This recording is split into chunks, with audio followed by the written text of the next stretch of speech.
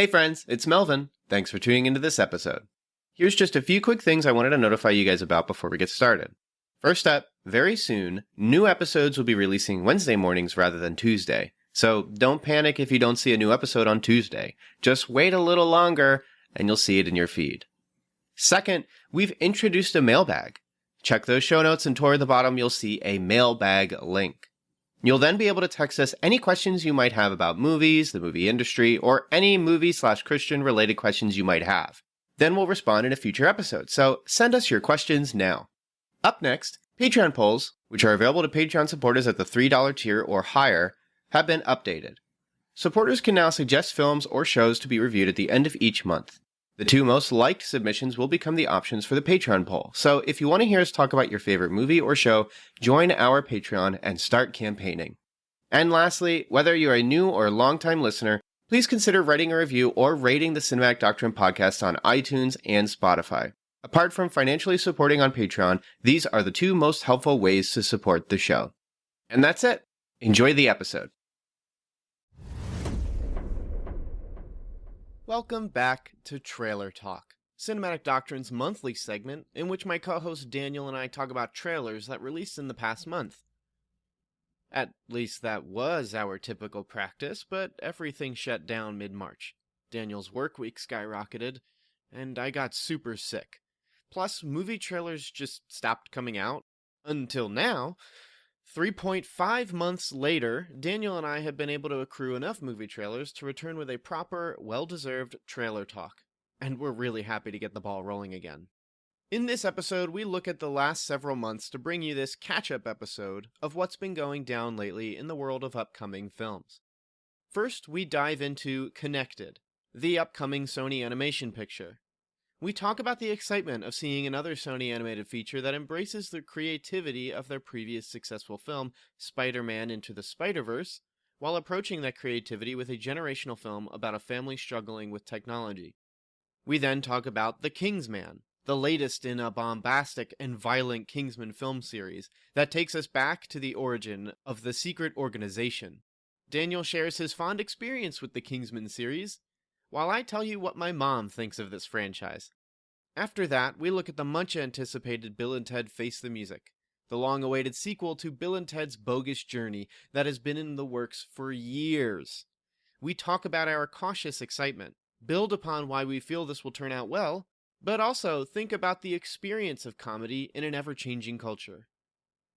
And finally, the last trailer we talk about is Peninsula, or, as has been advertised here in the West, Train to Busan presents Peninsula.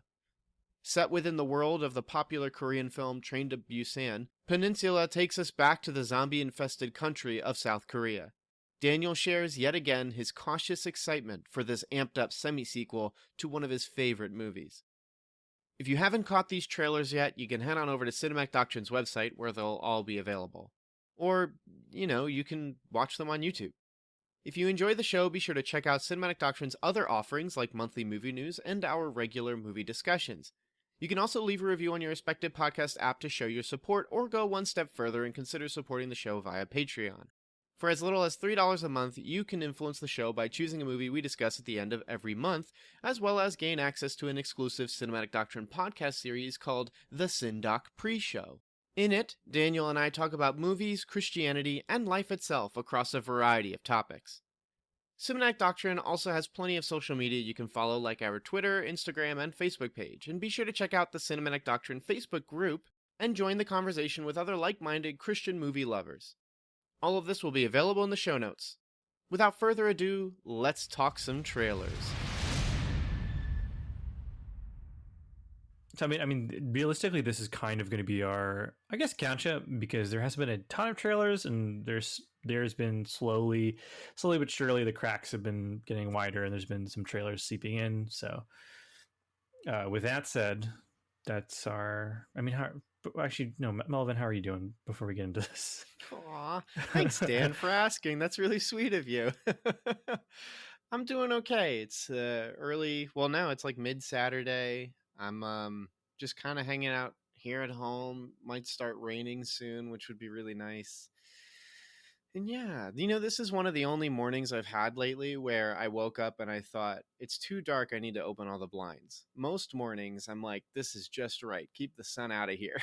But something about today, I was like, get that sun in here. So a pretty good day. Pretty good day. How about you, Dan? How are you?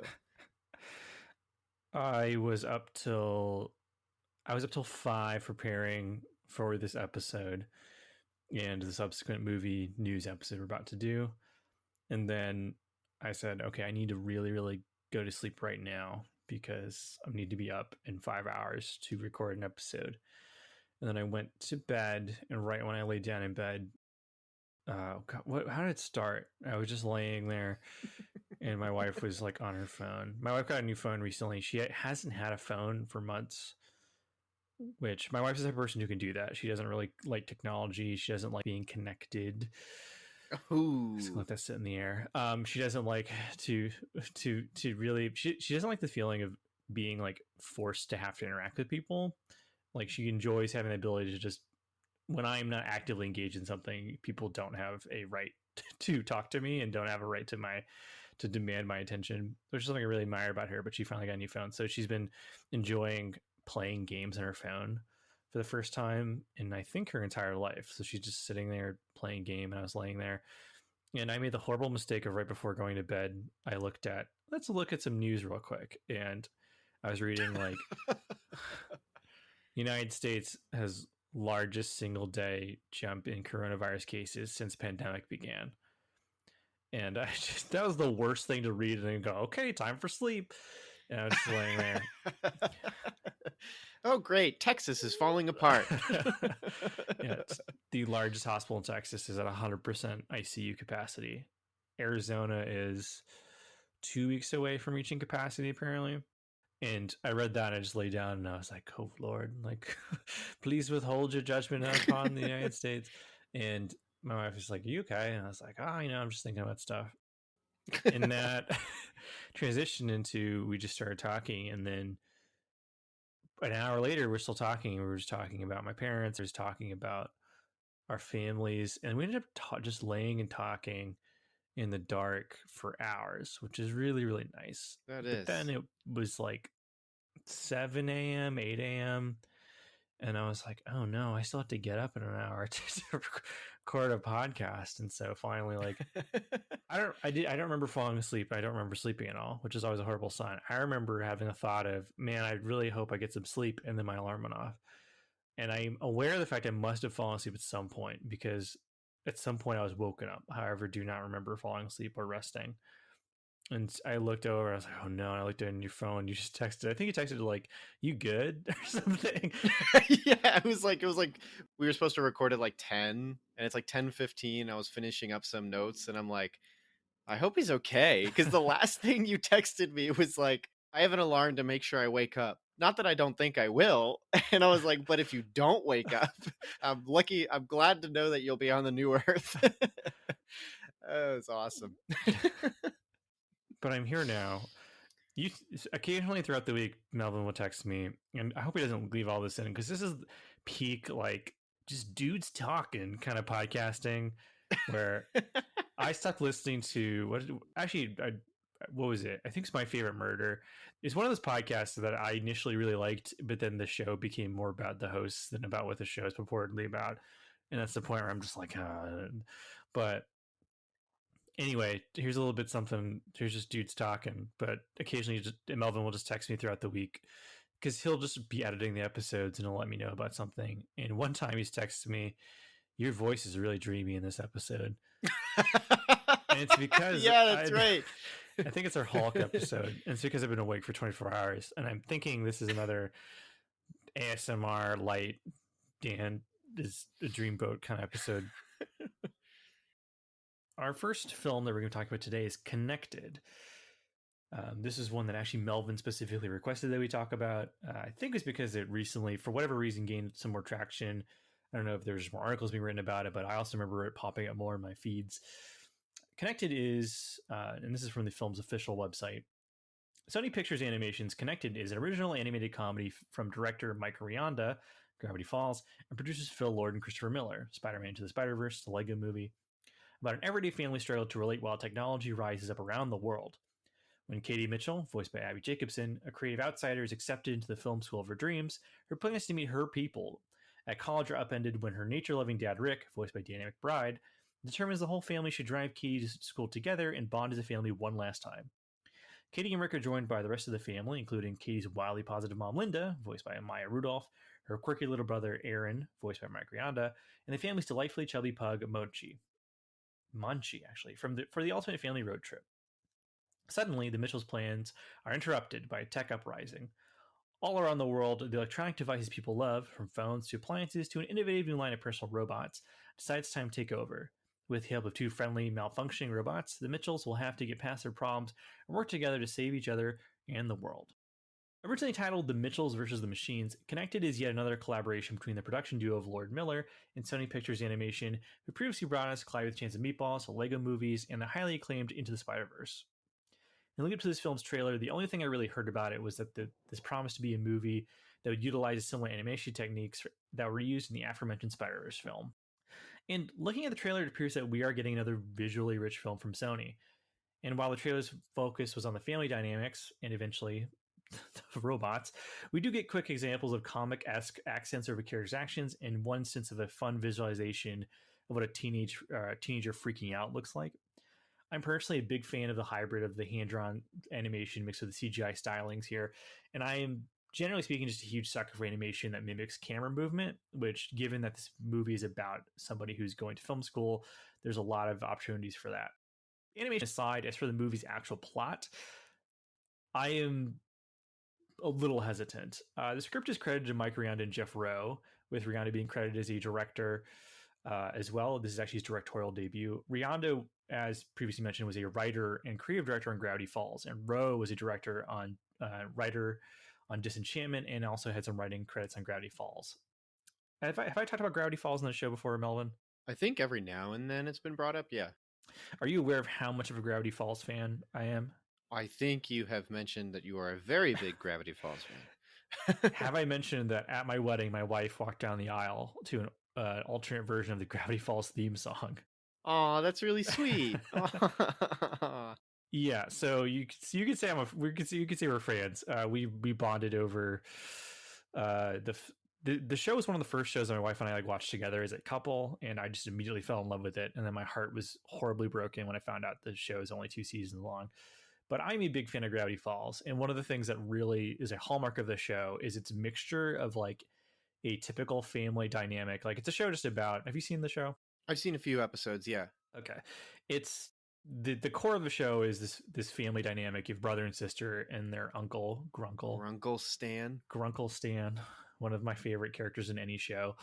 The heart of the show is their relationship and how it evolves, and there's just all this like craziness and madness around them, and I'm hoping that that's what this movie delivers, because initially I was super into the idea of just an animated coming of age story as a family road trips across America, and they learn that the real connection is each other and blah, blah, blah. And I was totally down for that. And then just 80% of the way through the trailer, Eric Andre shows up as like a tech guru, and then there's just robots attacking the world.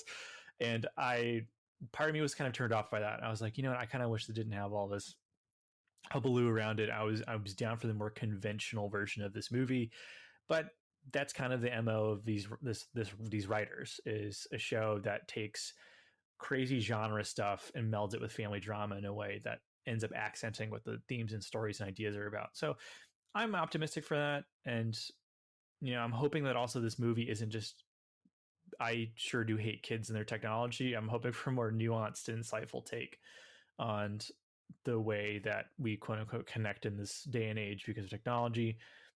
And I'm on a subreddit called What If Phones But Too Much, which is just 100% of just kind of making fun of like the boomer memes talking about like, oh, these kids and their apps, and you know, they go to a museum and they try to swipe on the paintings because they don't know how things that aren't phones work. And they had a field day with this movie when it came out. But I'm hoping it isn't just that. I'm hoping it isn't just the movie version of your dad shaking his fist at you while you look at your smartphone. But Melvin, what are your thoughts on this? Are you sick and tired of these kids and their darn TikTok dances? Are you looking forward to the latest offering from this creative team? And how do you feel about the sudden inclusion of massive robot fights inside this coming of age novel of a movie. I had the same experience with the trailer where like I was really digging using animation to just tell a family drama. I was like, that's really neat and cool. You can kind of get the hyperbole of what animation can do while also having the heart of any other storytelling methods.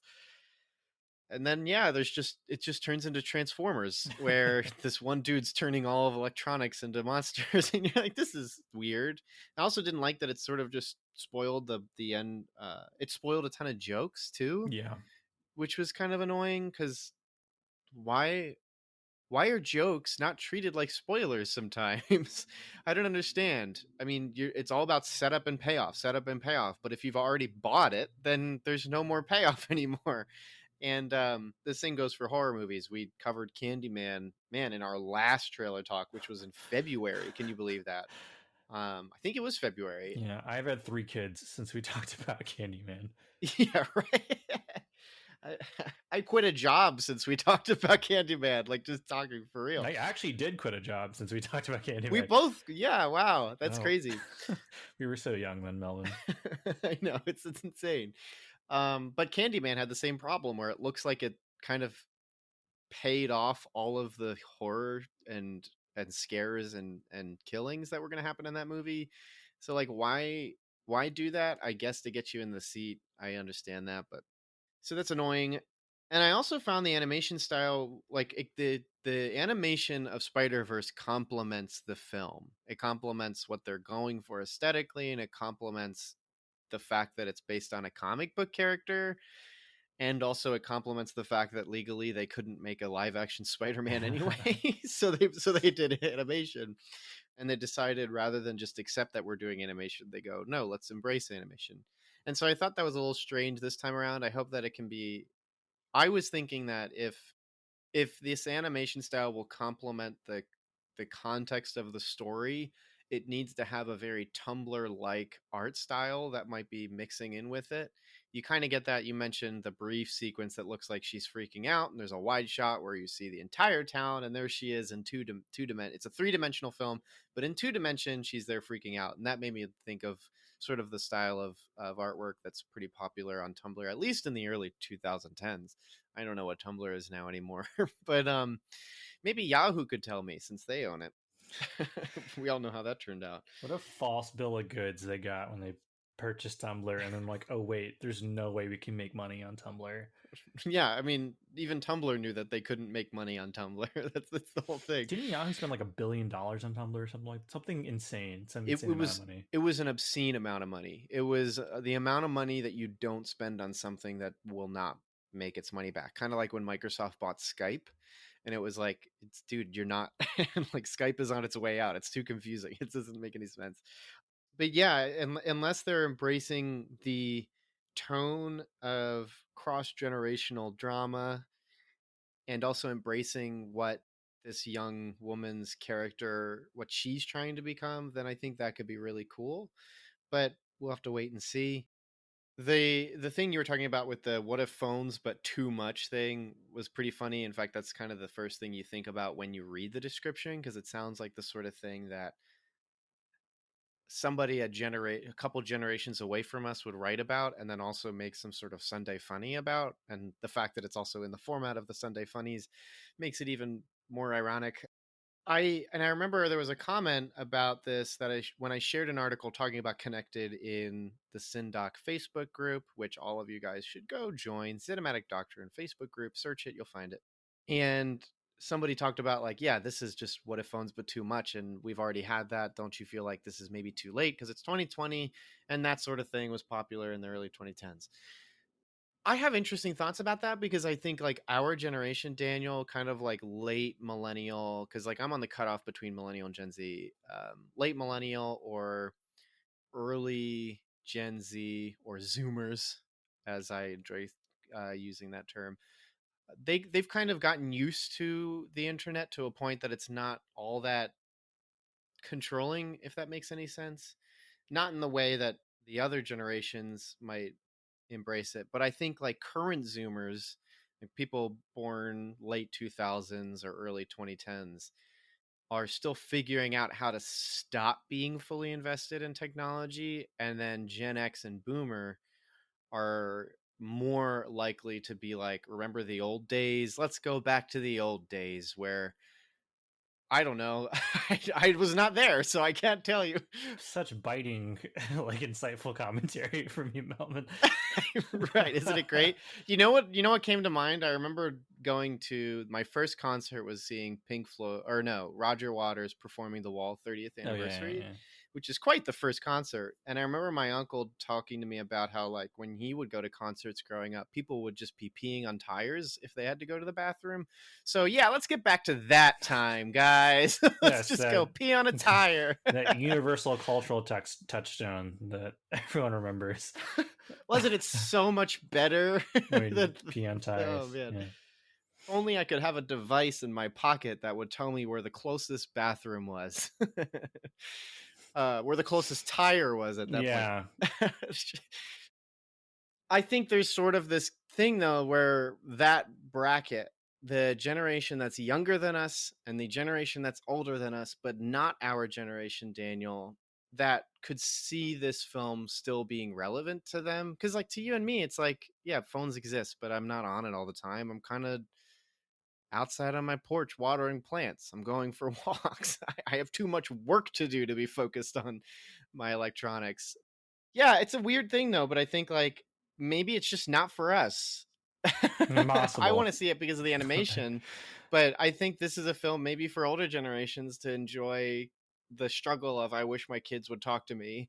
And then maybe it's for younger generations for I wish my parents would know that, like, I wish my parents were interested in what I was interested in. I mean, you get that with the character drama in the trailer is the daughter's doing some cool stuff. She's doing video animation, she's doing stuff like that. The only character that looked like the what if phones but too much was the younger brother. Yeah, yeah. But otherwise, I don't know. I think could be fun. I think it could be fun. I'm glad that Sony hasn't been able to patent the style of animation like they wanted to. Do you remember that? I just think I remember that. Yeah. They tried to patent the whole Spider-Verse style, and I don't think it ever went through, but what a scummy thing to do, right?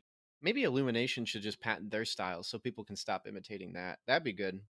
But that's about all I got in Connected. Can you patent a complete lack of style?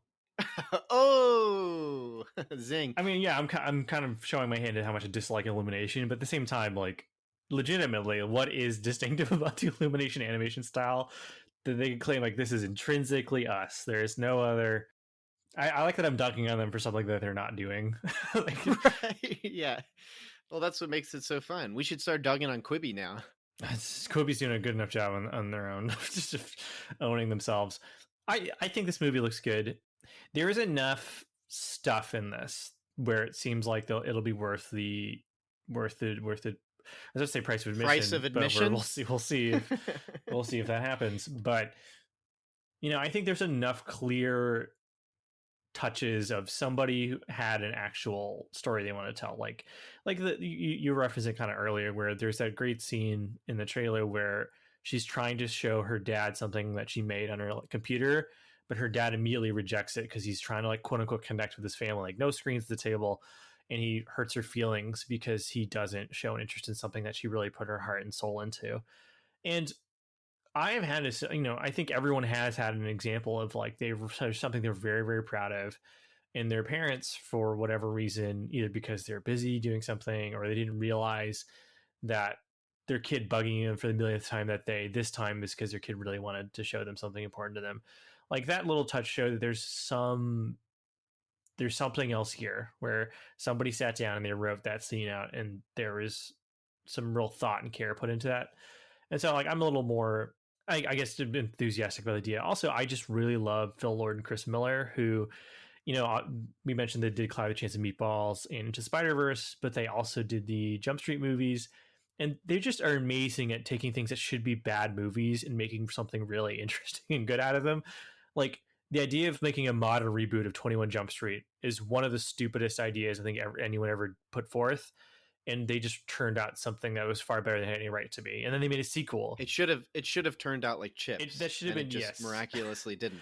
Yeah, miraculous is a good for. There's no reason that movie's as good as it should be. And then they made a sequel That is itself a meta commentary on how needless and stupid sequels are.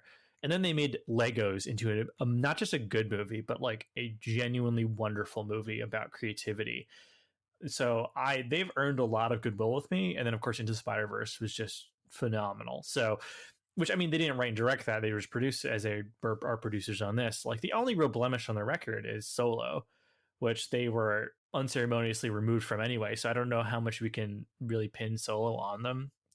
So I'm just really big fan of them. So you seem fairly Yeah, I'm reasonable. interested. Okay. If theaters survive, I would go see it. But if it's $20 on streaming, I'll wait. Fair enough. Fair enough. Connected comes to us from the production team of Phil Lord and Chris Miller, who, alongside longtime animation producer Kurt Albrecht, who look him up, he's been connected to a lot of different animated features and television. It is written and directed by Mike Rianda and with co-writer Jeff Rowe. The film also features music from Mark Mothersbaugh, who, in addition to being the lead singer of Devo, has composed so much music for film and television that his Wikipedia filmography is organized by decade. As of this writing, the film is scheduled to be released on October 23rd, 2020, and is not yet rated. Our second trailer is The King's Man. Official synopsis: as a collection of history's worst tyrants and criminal masterminds gather to plot a war to wipe out millions, one man must race against time to stop them. Discover the origins of the very first independent intelligence agency in The King's Man. The King's Man is a prequel to 2014's Kingsman: The Secret Service, a film based on the Mark Millar and Dave Gibbons comic The Secret Service. Later, the series was rebranded as Kingsman, following the film's franchise success. If you need your memory jogged to which comic book movie that was, that's the one with Colin Firth goes on an extended action sequence inside a Westboro-esque church, and the ending involved lots of people's heads exploding like fireworks. In the hands of a more paint-by-number studio director, Kingsman might have been just another hollow action movie. Fortunately, critically acclaimed director Matthew Vaughn is specifically gifted at fusing over-the-top violence with subversive content with genuine style and a surprising amount of heart and humanity. I believe I said it before, but I'm personally not a fan of Mark Millar as comic writer, but somehow Vaughn manages to take his books and sand off the bitter nature while adding some genuine joy and wit within them. That said, the previous Kingsman movie, The Golden Circle, was simply not very good in my opinion. It was a very so-so sequel that just felt more obligatory than anything. And upon hearing that the franchise was getting a prequel, I let out a good long sigh. But the premise seems like a lot of fun to me. Secret Service agents have to stop Rasputin from starting World War I. That just sounds like a good time. While the trailer itself is the same big action movie trailer I think you've seen a dozen times, the presence of an all-star cast, Ralph Fiennes, Jaimon Hansu, Danny Brühl in the trailer, and we've been told that Charles Dance, Aaron Taylor Johnson, and Stanley Tucci are also confirmed to appear. And the faith I have in director Matthew Vaughn, my expectations have been lifted a bit. I can't say I'm particularly interested in seeing the origins of the Kingsman organization, or the time period, or the foundation of the organization. Okay, maybe I'm not that excited to see the movie, but overall, like, it still looks like a good time. I've seen literally every other movie Matthew Vaughn has directed, and so I don't see a reason to stop my streak now. But Melvin, have you seen the previous two Kingsman movies? Are you a fan of hyper-stylized action directors like Guy Ritchie, Edgar Wright, and Matthew Vaughn? How do you feel about famous historical or literary figures being used as villains in movies? The first note I wrote down after seeing this is the kind of trailer that reminds me why I hate trailers so much. Right, yeah.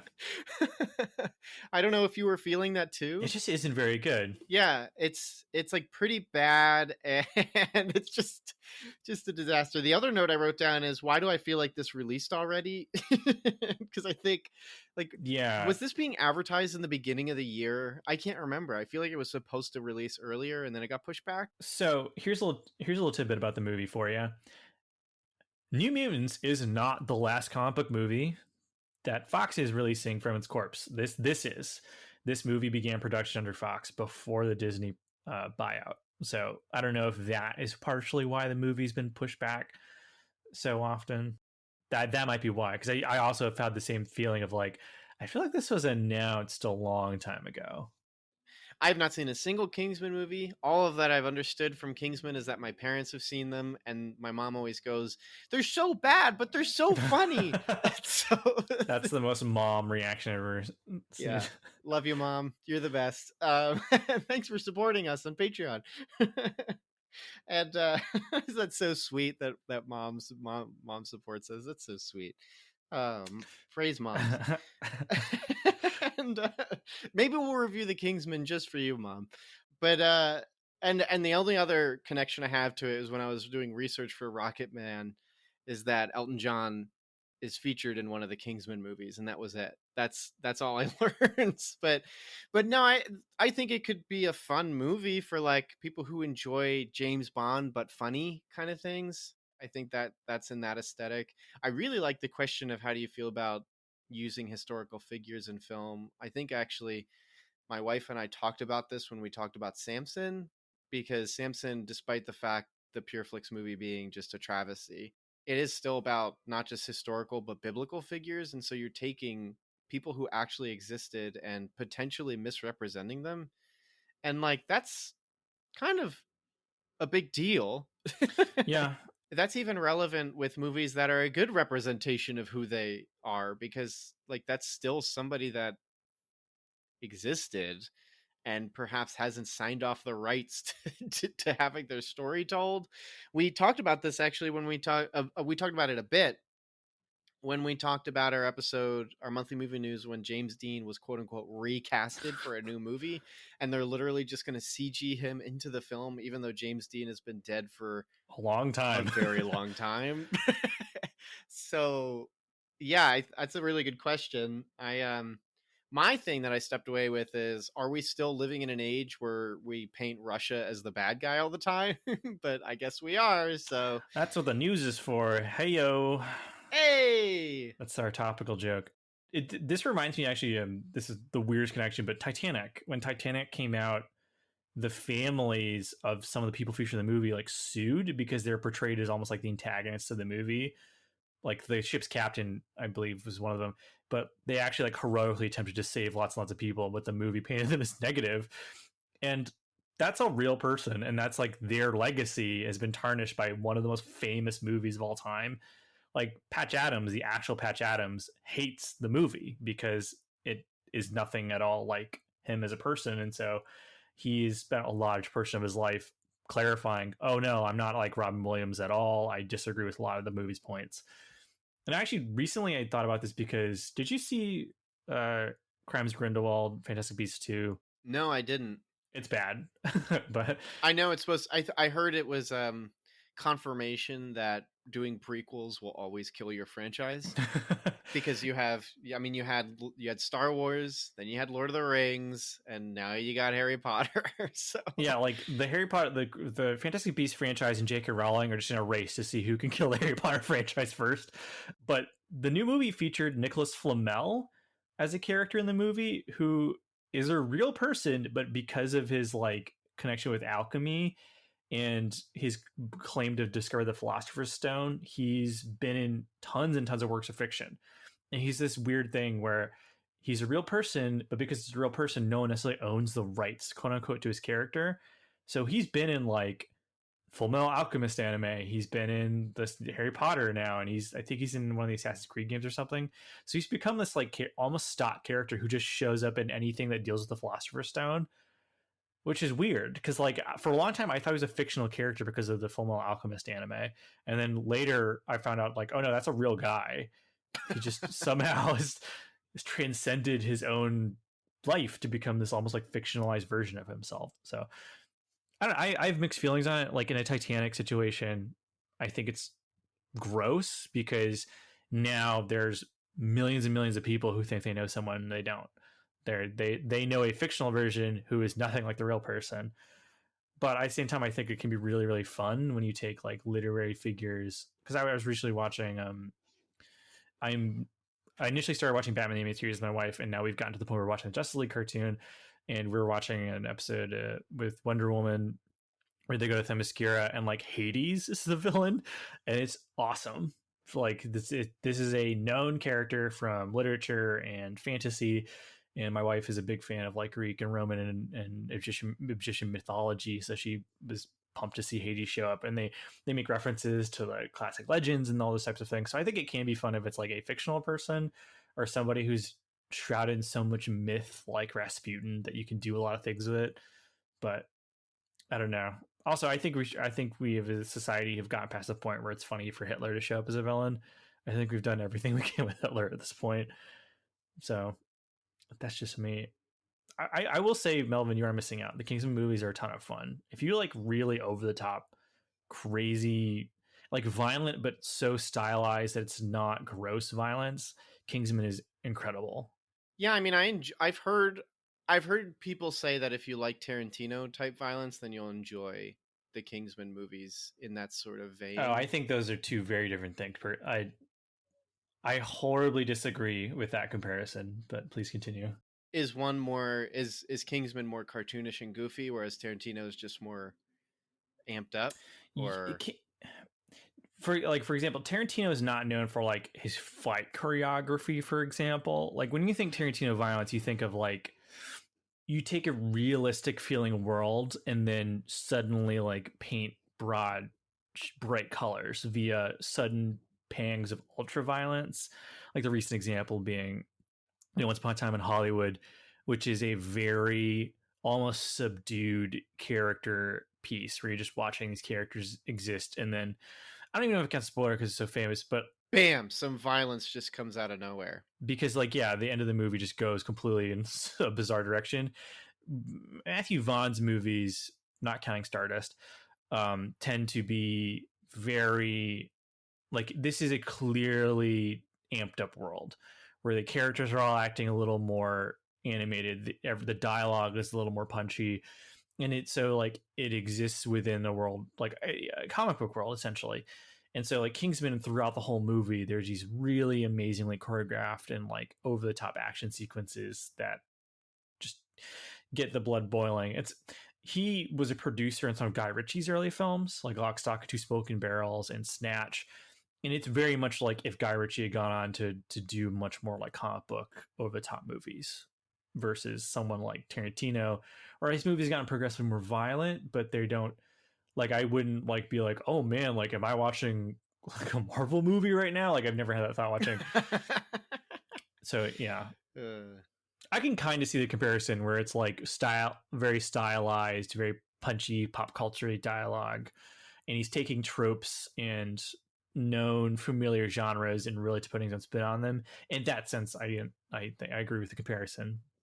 Not sorry to go off on a weird tangent, but no, that was a good contextualization for what people can expect for the Kingsman. yeah. So that's or Kingsman. Horrible name, just a horrible name for a prequel. That's like calling your movie Predator and then calling the next one. Well, they had Predator 2, but then Predators. Predators is the worst example of this because they've had Predator, Predators, the Predator. The Kingsman is written and directed by Matthew Vaughn with Carl Gajusek. He was a writer on Oblivion and Last Days of American Crime, credited as co-writer. The film was produced by Vaughn alongside his frequent collaborators David Reed and Adam Bowling. The trio recently produced the movies Eddie and Eagle and Rocket Man. So there actually is a further connection between Matthew Vaughn, Elton John, and you. As of this writing, the film is scheduled to be released September 18th, 2020, and the film is not yet rated. Though I suspect it'll be R like the other two. Absolutely. It'd be really strange if it's not. So our next movie is Bill and Ted Face the Music. And from Wikipedia, because for whatever reason there's no official description on the official site or press releases. Now, during the monotony of middle-aged life, William Bill S. Preston, Esquire, and Ted Theodore Logan are warned by a visitor from the future of the need for them to create a song in 78 minutes that will save all life on Earth and the entire universe. The pair work with the family's old friends, famous musicians, and each other to complete their task. So you know those movies your dad likes and will quote incessantly? Well, the original Bill and Ted is one of those movies for my dad. I probably have heard the phrase party on dudes roughly 1,000 times before I even hit middle school. Partially because of this, I've always had a weird, strange affinity for the first Bill and Ted movie. That said, I've also always strongly felt that Bill and Ted is a perfect little cult franchise that comfortably exists within the time period it's from. It's a quintessential late 80s, early 90s slacker sci-fi comedy whose DVD just can comfortably sit on the same shelf as Weird Science and Buckaroo Banzai. However, like all cult films, rumblings of a sequel have existed for years and years, but for one reason or another, things just didn't come together. In an interview with MTV Movie Blog back in 2010, Alex Winter, Bill, stated that he and the franchise screenwriters Chris Matheson and Ed Solomon had allegedly been working on a script for years and years at that point. What's interesting is if you follow the timeline from Winter's tweeting on April 24th, 2011, the script was done, to Keanu Reeves telling GQ in 2013 the current draft was finished, the basic plot has been the same, sans a few details here and there. They even announced Dean Parasot as director back in 2012. So why the delay? Well, the short version is that financiers just didn't see the project as profitable. In an interview with Digital Spy in 2018, Solomon stated the film faced a few major hurdles. One is that the original film never actually saw a wide release worldwide, and even within the States, it had a fairly small movie. The other is that the people they talked to, Hollywood as Solomon put it, prefer the idea of a reboot with younger characters. In the interview, Ed Solomon even admits that he's never really made much money off the two films. He and Matheson just loved the characters so much they just really wanted to make another one. So here we are, after over a decade of these people really wanting to make their Bill and Ted movie, we're finally going to get it. No doubt aided by the fact that Keanu has had a weird resurgence of popularity recently. So how does all of this look after all this build-up and all this waiting? Well, it looks like a Bill and Ted movie, for better or for worse. Samara Weaving shows up as Alex Winter's daughter, William Sadler is back as the Grim Reaper, and the same corny sense of humor is still intact. And this 1.5-minute trailer is both what I wanted and feared all at once. It made me cringe, but it also strangely made me smile. I both fear and want to see it really badly. Allegedly, the movie is itself only 78 minutes, so at the very least it won't last too long. So, Melvin, have you seen the Bill and Ted movies? How do you feel about long gestating reboots to cult films finally getting made? And is this the perfect feel-good movie for this moment in time? 78 minutes? Yeah. That's super short. Mm-hmm. That's I mean, hey, if it's good, that's not bad at all, but 78 minutes is like, just put it on TV. Yeah, I like the first two a lot. I like yourself, that was kind of a film that my parents really enjoyed. My dad really enjoyed it too. We'd watch it a lot. It would just kind of be a movie that if you just wanted to kill time or you wanted to have a good time, you just put it on and watch it. And what made them so good is that they were just these weird camp movies that perfectly represented where they were at, and also what people just wanted to do. Like, that first one just goes all over the place. Like, all over the place. And it also has the best time travel mechanic ever. It's just so funny because it's a very smart comedy is what I'm trying to say. It's the fact that they are able to represent historical figures in a comedic way paired with not, I don't know how to describe this. It's almost like you have to know these people well enough to be able to riff off on half of the jokes that they have. And it's just really freaking funny. And then even the second one I think is just as funny, although not nearly as memorable as for most people. And I think that's just because they embrace making it weirder. Like, that Bogus Journey is just incredibly strange. I mean, if I'm remembering correctly, that movie is robot android versions of Bill and Ted kill Bill and Ted, and then Bill and Ted have to figure out how to come back.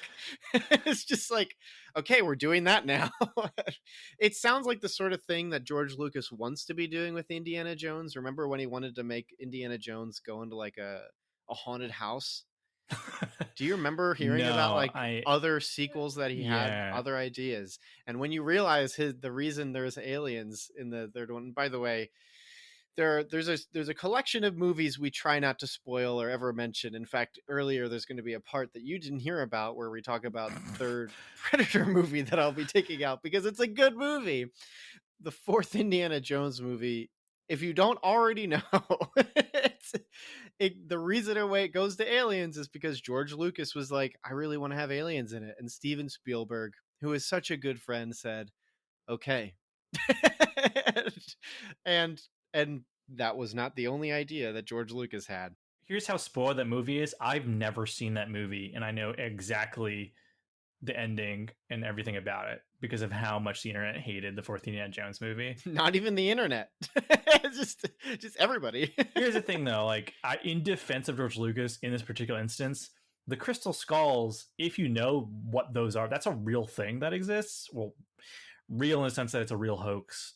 We're not going to get into it, but like, those are tied to aliens. Like, that's what people believe, theorize that crystal skulls are from. Yeah. And so like when it was like Indiana Jones and the King of the Crystal Skulls, I was like, are they going to do like a Predator thing where they like, he finds these and like kind of like Alien versus Predator, or the aliens will show up, and then everyone's like, why are there aliens in this movie? I was like, well, that's the thing that they're famous for. Like, it'd be like if in the Holy Grail, like, there were no religious references. It's just like, that's the thing that is, you know. For the record, I'm not saying Indiana Jones 4 is a good movie. I'm saying I've not seen it. I just think that particular criticism of the movie is a little unfair. And that fridge scene is hilarious. I will defend that fridge scene to the day I die. Well, it was a cultural experiment to see how much people understand or believe conspiracies, which honestly means it could probably release now and it would have been responded to much better. Indiana Jones and the 5G towers. Yeah. Great. Indy has to figure out how to stop coronavirus from spreading by deleting all 5G. Shia LaBeouf gets COVID. Yeah, it's just so bad. All that to say, these Bill and Ted movies are what George Lucas wants to be doing with half of the properties that he has, except kind of successful because they're charming in their camp and they embrace it. Whereas it seems like George Lucas always wants to take what those are trying to do, but very seriously. Like I can imagine Bill and Ted showing up in a Blade Runner-esque world and there's just a diner and there's this big alien that Bill is just a friends with for years that we've never met before and will never be mentioned again. I'm of course referencing Attack of the Clones. And that's sort of something in this trailer that it felt like we're getting, is that they're just going to kind of embrace that camp again. Like, let's just do the time travel, but make it even dumber. We're going to steal from ourselves, but it's not really stealing because it's just ourselves, which kind of they do again. I mean, in the first one, the whole thing is, how are we going to get inside? Don't worry about it. In the future, I'll steal the keys and I'll just put them right here. And then he reaches and there they are. Thanks, future me. It's just all this really great stuff, which is great because then you're also saving budget because you don't have to do anything crazy. You just put some keys behind the fence. And I think if they just do that, that's going to work. Like even this, there's that brief sequence where they're in the future and these people are elevating, but the entire world around them is a massive atrium. And I'm like, that's because the budget's probably really small. And that makes me very happy. And so, I don't know, everything about this is exciting. I wasn't really super excited for it initially just because I don't give into the corporate hope of like it's a sequel to this movie you like from decades ago. But even as you're describing the history behind the movie, it's like nobody in Hollywood even wanted this movie. And so it's just people who are like, we like these characters, let's do it again. And the closest example I can get to that is John Wick, which is also Keanu Reeves, where it's really just Chad Stahelski and Keanu Reeves are like, we really like this character and we're just going to keep making these movies. And so, yeah, I think this could be fun. I suspect that it might not make as much money as whoever's producing it might want, but it doesn't sound like whoever's making it really cares about it making a lot of money. So that's cool. I like it. Yeah, and like you said, like that's part of why I'm somewhat optimistic. Is this is a passion project made by people who do other things. Like none of these people really need to make Bill and Ted movies. They're all independently successful doing their own little things.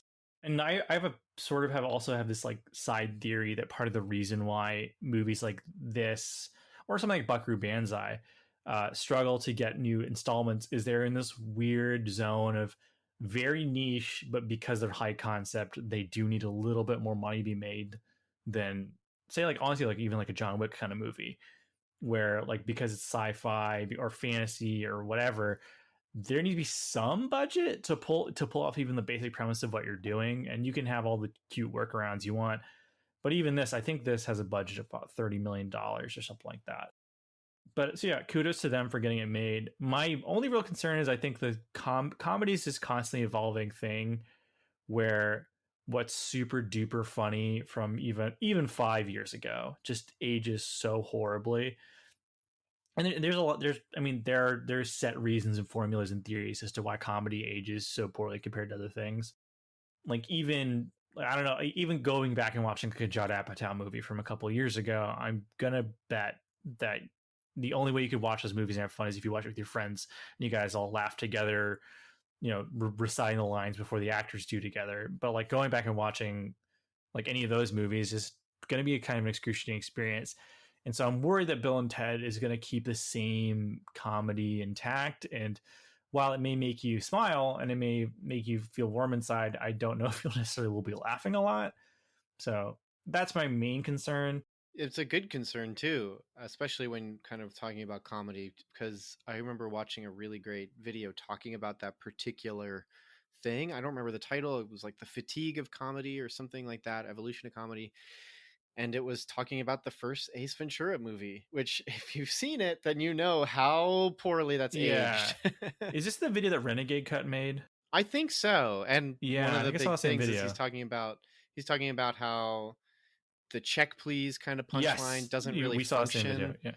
Yeah, And yeah. then of course the one of the biggest punchlines of Ace Ventura 1 is a joke about transgenderism. And like that's not funny. That really is not a funny thing at all. And yeah, so I don't think Bill and Ted though will land in that, because the funny parts of Bill and Ted 1 and 2 are kind of dumb humor. It's just really smart Right. dumb humor, and you don't really understand how funny it is until you kind of recognize how smart it is, if that makes any sense. I mean, it's always going to be funny no matter where you are, I'll say intellectually, but like, or educationally, but like, it's even more funnier seeing Napoleon teach kids how to bowl, but he's doing it in a very totalitarian way. Like, stuff like that is only funny if you kind of understand Napoleon. I don't know. I think Bill and Ted will be safe from that. I don't think we're going to see Bill and Ted 3 go some sort of anti-Me Too / transgender joke tier. I think we'll be okay. Right. I could be very wrong. I would be could shocked very if wrong. like Keanu has some hot takes about the Black Lives Matter movement or something. Like, or makes an "I can't breathe" joke, and you're like, yeah, come oh on. my And he's like taking a gosh. mask off.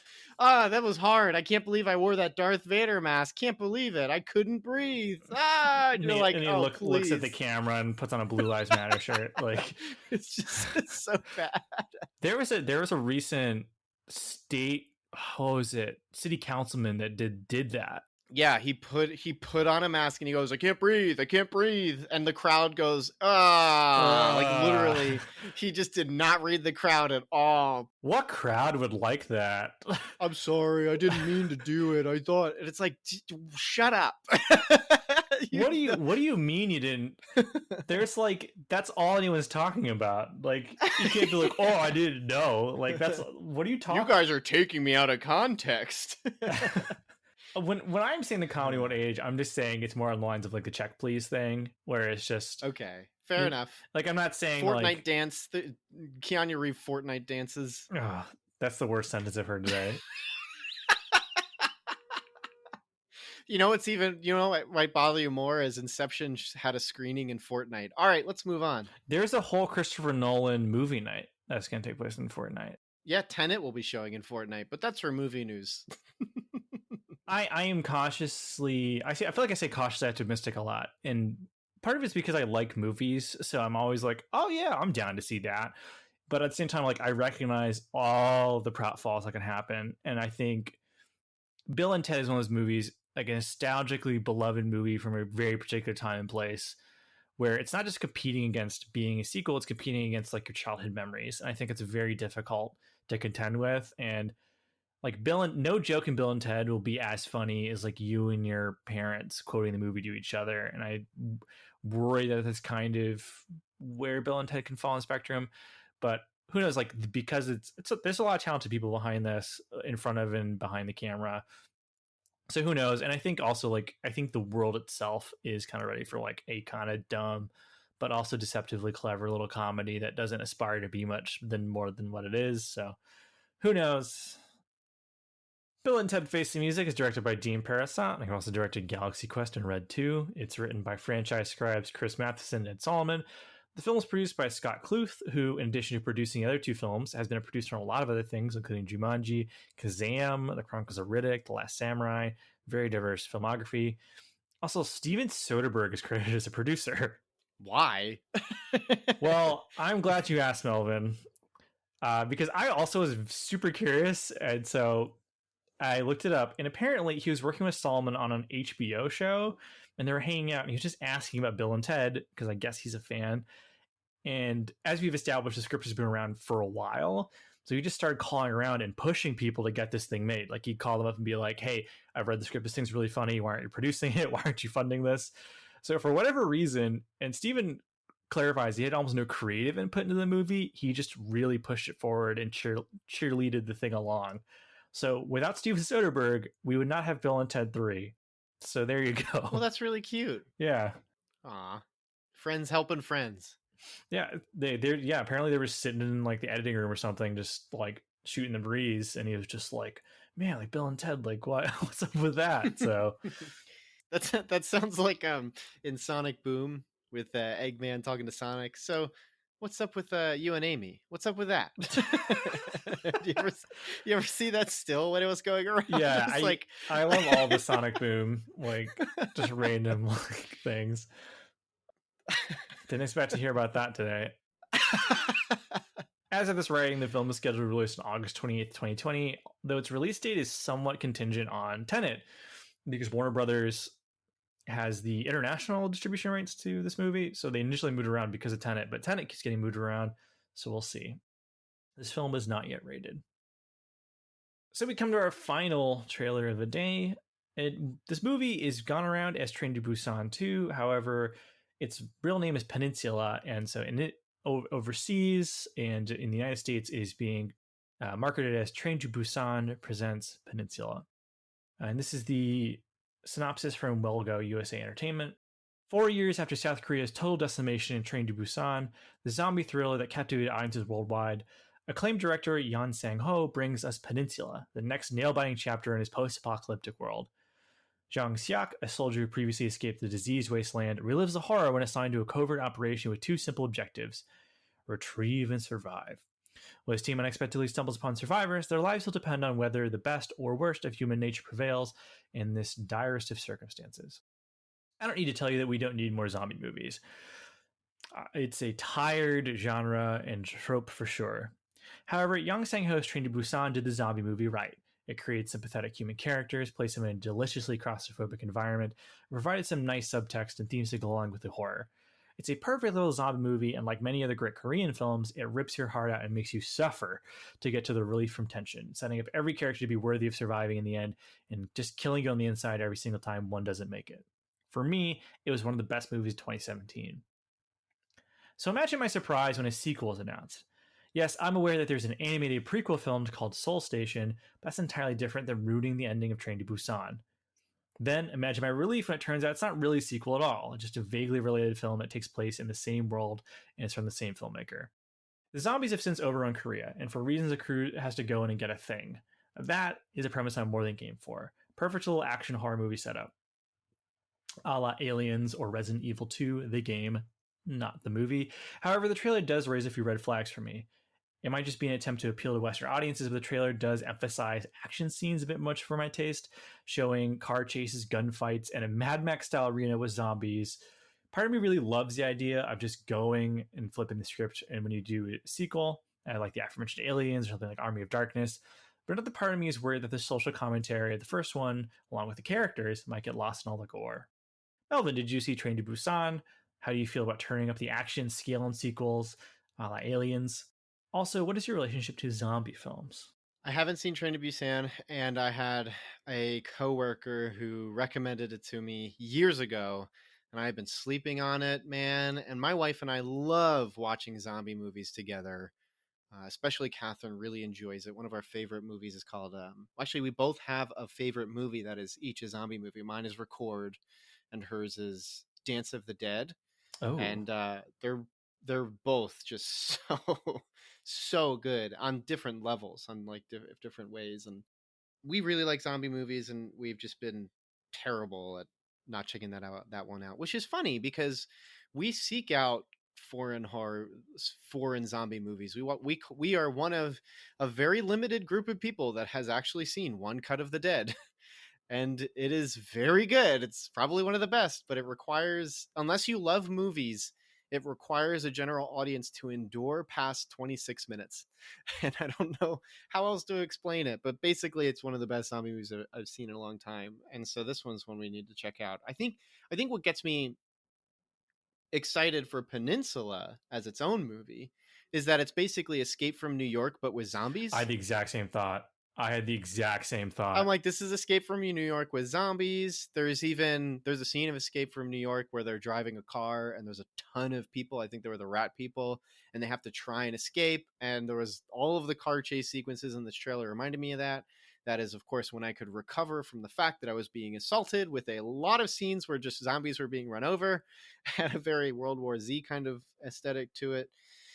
Um, and actually, I wrote down a note. I said, I'll just read it verbatim. A trailer so visually overwhelming, when text appeared on screen to give context, I didn't even understand it. It was like I'd never read it in the first place. And I was like, I'm 4 words behind, because they keep doing that thing where you toss one giant word, and I'm like, I can't read it because my brain is still turned off. Yeah, this seems fun, and like I said, I know Train to Busan is supposed to be one that's supposed to be really great. I'm sure I'm pronouncing that wrong. I'm sure you pronounced it right. And it's on Netflix, so it's one of those movies where I have no excuse, except for I just wanted to watch something else, I guess. And hey, I mean, October's coming up. Perfect time to start Yeah. watching some zombie movies. And Kat and I like to. I've been telling Kat that every year I want to bring out Halloween, or not ornaments, Halloween Yeah, put up the Halloween tree and the Halloween wreath. Yeah. Yeah. I want to bring out Halloween decorations a month early every year. So last year was, I think, the end of August. And so we're coming up to the end of the July, guys. I might have to pop out the skeletons and the spider webs. So I guess Halloween starts today. Train to Busan, though, is one I need to get off my freaking watch list. It sounds like like you said, just one of your favorites of 2017. I really enjoyed it. I don't want to oversell it because it's not like a life-changing movie or anything, but it's one of those movies that does everything right. Is it kind of like The Host? Not the Stephanie Bong Meyer. Joon-ho's The not Host? the Stephanie Meyer movie. No, yeah, I was like, I need to let me say something real quick. Yeah, it's aliens come and they just take people over, and it's and girl kisses 2 different guys, because that's how the book goes. Yeah. No, the Bong Joon-ho movie. I haven't seen that movie, so I'm sorry. Okay, so I guess all right. Well, at least I we 1-1. We both have a Korean film to watch. Good. Yeah, that's good to hear. Yeah, but yeah, it takes its time to get to this. It does everything perfectly, in my opinion. I'm sure. I mean, everyone has a different thing they want from a zombie movie, because it is a strangely broad genre within a genre. But in my opinion, they do all the things that you should. They really take time to build the characters up. The setting itself is just horrifying. If you can just think about it a second, like you're on a train, there's zombies on it, and they're just moving car to car and all that. That sounds scary. But yeah, I just really, really, really dug it. And don't feel bad about mispronouncing Busan. For whatever reason, I kept calling the movie Last Train to Busan for months. I just could not stop saying that was the title of the movie. And every time I said it, my wife would just give me a weird look and then would be like, "Oh, you mean Train to Busan?" Like, because was it Last Train to Paris or whatever the movie's called? In my head, those just got mixed, even though those are completely different movies. But so I just kept calling it Last. You could just compare. You could a better comparison for movies would be Snakes on a Plane and Zombies on a Train. There you go. I was sitting on that for a while. Somebody will clap. Please clap. Yeah, it's I can't recommend it enough.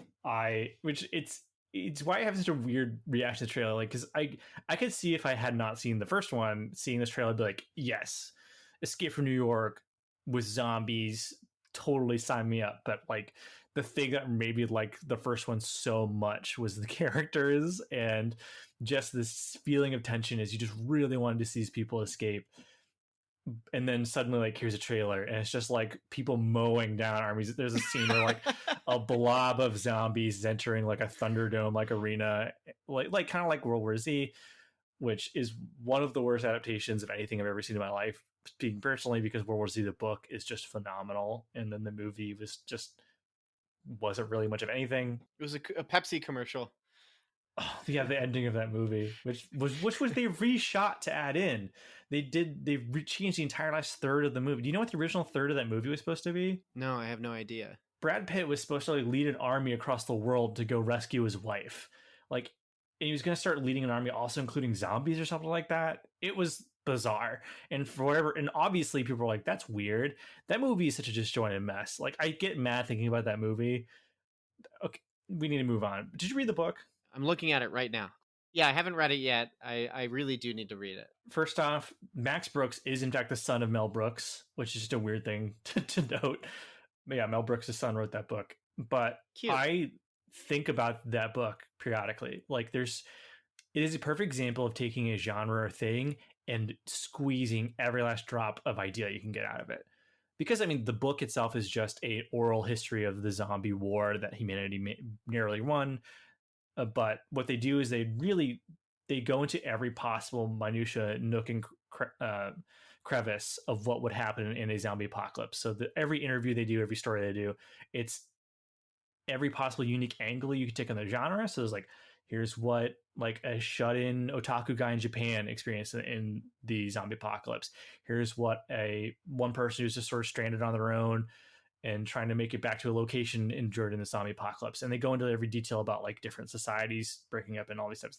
It's really, really good. And absolutely none of that is in the movie. And it's just a travesty. But I am cautiously optimistic, as I've said 40 times this episode already about this movie.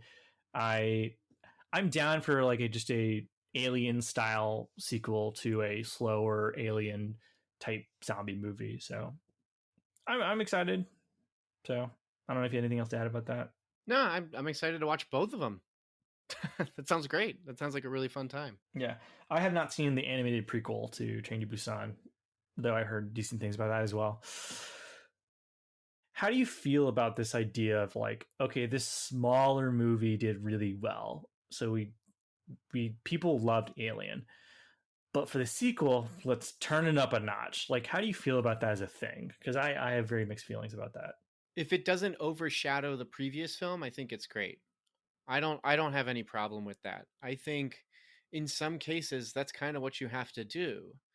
You're the worst sequel is something rehashing the first film. I mean, everybody kind of feels that way about episode 7, Star Wars episode 7, that it's just rehashing episode 4. And there's a point when you're like, this isn't really a sequel, you just kind of reskinned it, and that's not fun. So kind of upping the ante, because even from episode 4 to episode 5 really ups the ante. But it's like it's kind of the reverse, where episode 4 feels big, and then episode 5, yeah, it starts out really big, but then it sort of just becomes after Hoth, it's Luke Skywalker in a swamp for like an hour, and it does the reverse. So I think it can totally work if you balance it well. Because even thinking of Aliens, like those characters are a little more. Actually, no, like those characters are equally as, I'll say this, but I don't necessarily mean it to the degree. They're equally as one note as Alien is, because even Alien has pretty one note characters. They're the caricature that's needed to react differently in certain ways. Right. And if you can balance that well, then I think that's great. And 2 does the same thing. It just ups it to a bit more of an action thriller than a horror thriller. I don't mind that at all, especially if it's done well. Because what else did that? There was Alien and then Aliens, and I feel like there's a couple other movies that do that exact same thing and do it well, but I can't remember. My first thought was Pirates of the Caribbean, and I was like, no, no, not that. It's like, that's not it. That can't be it. Hangover 2? Like, which is like the premiere, like, it happened again kind of sequel, where they just Yeah. somehow do the exact same movie in different location. Right. Like the example I gave in the description was Army of Darkness, where Oh yeah, it definitely. completely just chucks almost everything. It keeps the lore, which is Kind what I of, like, because each movie rewrites the lore. And that's, I think, why it has the precedence for Army of Darkness. which is the lore at this point. Yeah. Right. The lore is that in every, because even Ash vs. Evil Dead does the same thing. It's just like we're legally not really allowed to connect it to certain things. But well, then they just did half the first. They just did the whole movie again in the first half of Evil Dead 2, just because like we don't own the rights to it, so you just gotta make it again. yeah, so I don't mind it. I think that's fine. I think it really comes down to quality of writing, and if someone can do that, then do it. Go ahead. Yeah, and I think in this case also the fact that it's a sequel in the sense that the guy writing and directing was like, here is my zombie lore and rules. I want to keep making zombie movies, but I don't want to use these same characters. But like we need the connection because that's the franchise, and that's especially overseas. Like here in America, Train to Busan was like really well received. So I think also that's worth noting. Where like this is barely a sequel. It's a sequel in the sense that it's Korea again, and in theory, like it's the same zombie event, so to speak, same outbreak or whatever. Because here in the West, all that we can do when it comes to a foreign film is that there's only one film coming from there. And right now, well, it was Parasite for a bit, but we're going to get right back to zombies. The only one that comes from there is Train to Busan. But I do like that we are seeing more Korean films be accepted, because obviously, like, I have that connection because my wife is a missionary to Korea and lived there and all that stuff. But like, Korean cinema is really, really solid. Like I mentioned before, that yeah, like the idea of like, oh, they rip your heart out, but like they understand how to like really chip away at your emotions and get an emotional reaction out of you. And so it's part of what I liked about Train to Busan. There's a movie called Werewolf Boy, which I don't know if you've heard of it or seen it, but it is legitimately one of the most heart wrenching films I've ever seen in my entire life. And it's so unexpected. There's also another movie, I can't remember the name of it, but it's a movie about a guy who he's in prison and he's on death row. And so they sneak his son in to spend time with him. And the trailer is like, oh, like wacky comedy, oop, kid in the prison. And I'm not going to spoil it, but the actual movie is so depressing. And it's like, but it is that goofy comedy for a lot of it. Then they're just like, all right, time to pay the emotional piper. And they just like go all in. And so that's Korean. sounds like a Korean breakfast club where you're like, we're going to have a really good time. We're on detention. And then it's like, God, I'm a horrible person. Please forgive me for all of the things I've done. Okay, in that way. It's great. Thumbs up. Yeah, I see a lot of I'm for obvious reasons, I'm a big fan of a lot of Asian cinema, but there are so many good films that come out of Korea and Japan and China that I do. One thing, I mean, we might, who knows, we might get in this in the movie news we're going to record, but one thing I do like about the proliferation of streaming and of how things are just available online now is you now can experience like cinema from all these different cultures. Like movies are movies, and we all like movies, Right. especially as movie people. But like taking the collective cultural experiences and traumas and worldviews and putting that through the lens of like creating art and creating stories and telling stories, you get to experience something. For example, in Train to Busan, there's, this isn't a spoiler, but like there's that moment that happens in every zombie movie where people are getting ready to, like, they're gearing up or whatever. But in Train to Busan, there's just like this moment where they're like, all right, it's time to get ready and get to fight. And suddenly these characters are able to fight back zombies. And if it was an American film, I'd have that moment of like, okay, this is a little unrealistic. How are these people able to do this? But in Korea, everyone has to join the military for a couple of years. That's just part of being a Korean citizen. And so there's this whole collective cultural understanding of the situation that might be lost on American audiences, because like everyone knows to an extent how to fight. Everyone knows to an extent how to use guns, how to use weapons. And so it creates this interesting dynamic where like all of these characters are just like, all right, time to do this. That doesn't exist, that you would not exist in an American film. And so it's just like, it's this little cultural hallmark, but it's this cultural understanding of a moment of like, okay, there's a zombie uprising. What do we do? Everyone does have a point of reference what to do in a situation that doesn't exist in America. Well, the American, or even like Shaun of the Dead is a good example of this, where it's just like their cultural understanding is, all right, we've seen zombie movies. Like, what do we do in the zombie apocalypse? Like, Get out the records. Yeah, clearly you do this, you know. So that's just an example of like, it's the same genre and same like cinematic hallmarks, but because it's a completely different culture, completely understanding of things, like there's that added little element there. So I guess I've talked myself into being more excited about the movie. So there you go. There you go. Nice. Peninsula is written and directed by Yang Sang-ho and is co-written by Park Ju-sok, who co-wrote the first one, as well as produced by Lee Dong-ha, who produced the other two films in the series. As of this writing, the film is scheduled to be released in Korea on July 15th, 2020, with an American release date of August 12th, 2020. The film is not yet rated, though some international films never get rated by the MPAA. Thanks so much for checking out this episode of Trailer Talk. We hope you enjoyed it.